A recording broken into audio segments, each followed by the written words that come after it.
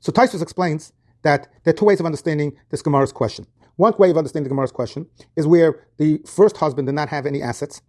And as the Gemara just said, if he didn't have any assets, the ksuba is taken from the second husband. And the Gemara's question is that rule, which we actually just learned in the Gemara, only apply to the basic ksuba, or does that rule also apply to the Tanai ksuba? Another way of Taisus explaining the Gemara's question is that the first brother did have assets.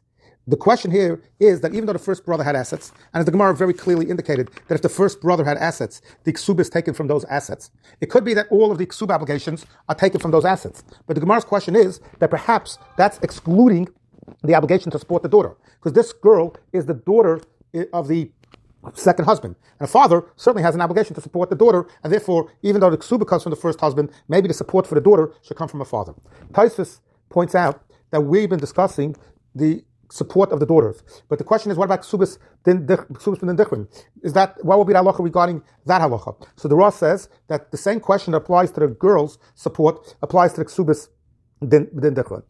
However, the Ritva says that even though, as we just learned, there is a question regarding the support of the daughters, there is no question regarding the Ksubis bin Dichrin. Because, explains Ritva, going back to a Gemara that we just learned, Chazal encouraged the Ksubas ben Dichrin, and the reason Chazal encouraged the Ksubas ben Dichrin is because Chazal knew that that's a way we could get the father of the woman to give a big in the dunya, and therefore there's no question the Ksubas ben Dichrin tonight is in effect in this type of situation.